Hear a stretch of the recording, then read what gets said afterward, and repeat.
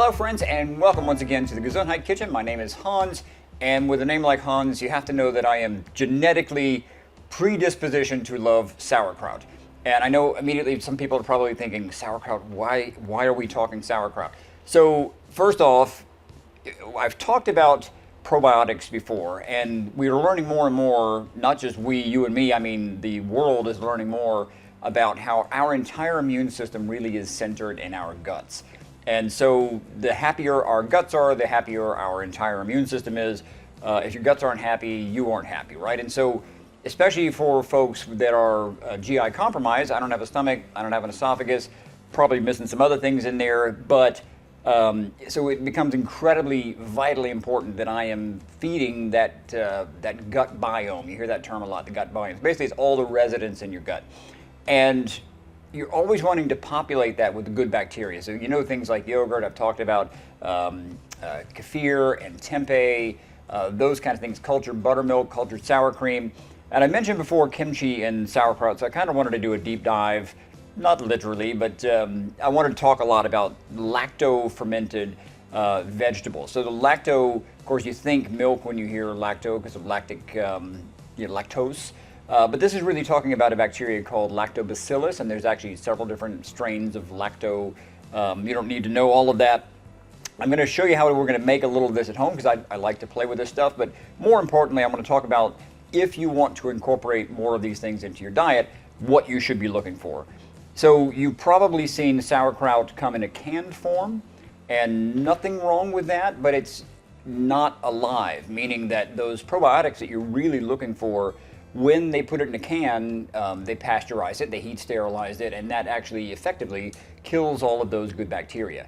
Now, one of the things I'd like to talk about when lactobacillus really, it's almost like you're subcontracting your digestion because the lactobacillus does a great job of sort of working on and breaking down some of those connective tissues and fibers, so it makes it easier for us to digest. So the canned sauerkraut, I'm not saying it's a bad thing.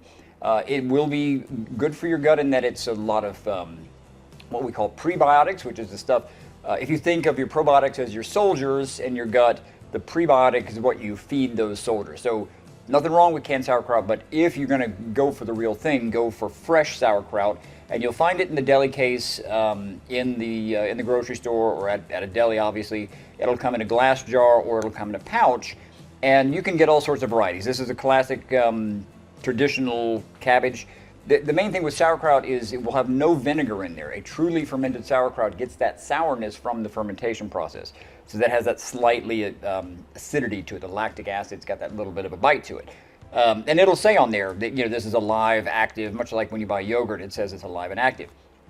So that's the traditional, but you can also get, there's a lot of great varieties out there. This one happens to have beets and made with red cabbage, which work really well. And the interesting thing about this particular type, if you look inside the bag, there's actually a valve here. Most people probably would never notice that. It's not really anything you have to deal with, but to me, it's a really clever thing because, bacteria in there is still alive, and when it respires, it can sometimes, it kind of puffs the bag up. That's not a bad thing. But some of these newer sauerkraut bags actually will have a one-way valve which allows the bag to kind of breathe outward, but no contaminated air can get in. So it's a one-way valve that relieves the pressure. So that's kind of a neat little feature on some of these. And then if you look at refrigerated pickles, not all of them are going to be actually lacto-fermented. Some of them will have vinegar. You can look at the ingredients. If it says vinegar, again, nothing wrong with it, but it doesn't have those live active cultures that you're looking for.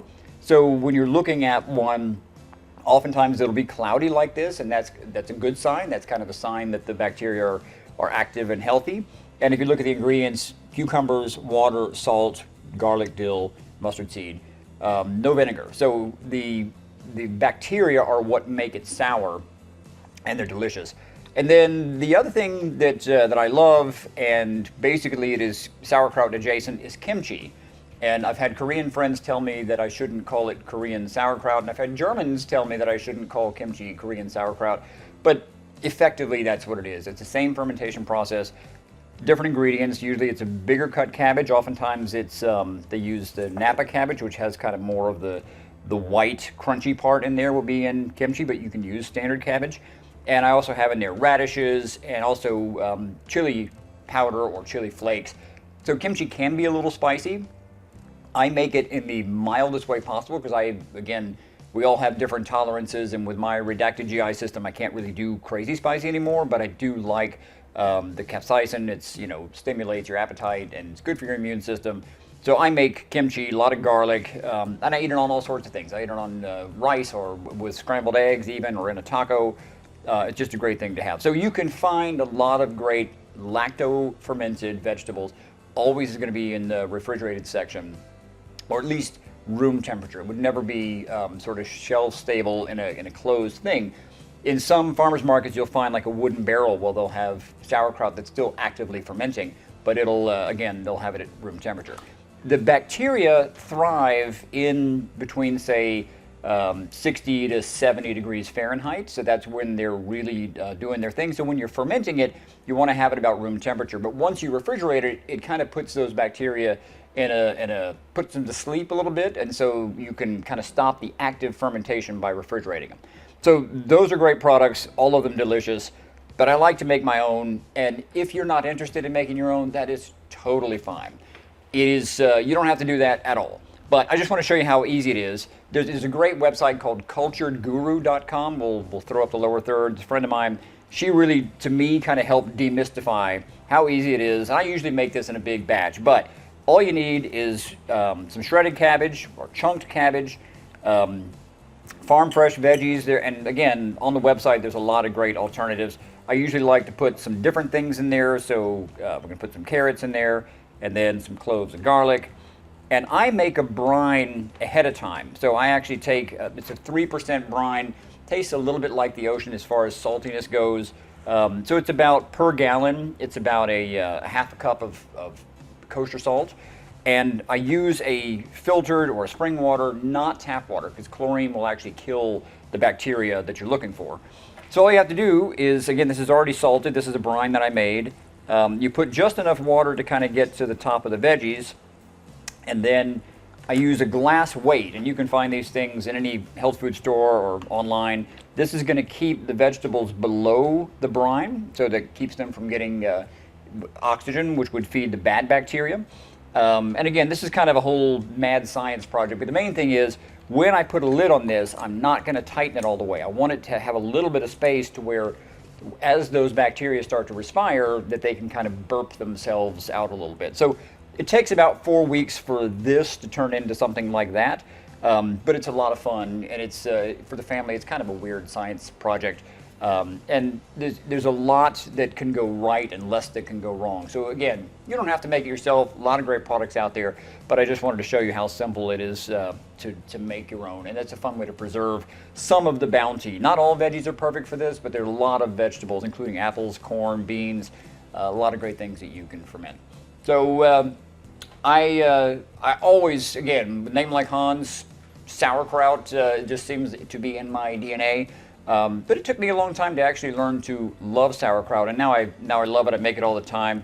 I like to experiment with it, and sometimes the mental aspect of our recovery is such a part we don't really think about. And I've said it before, for me, anyway, this hobby, the sort of fun part for me is spending time in the kitchen.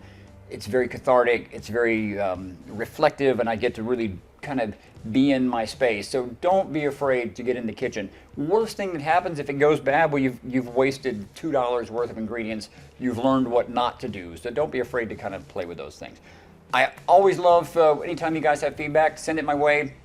Questions, answers, solutions. I'm up to all of it. Look forward to seeing you guys next time here at the Gesundheit Kitchen, and please take care of yourself. Or if you're the caregiver, take care of the person who needs you most. Be well.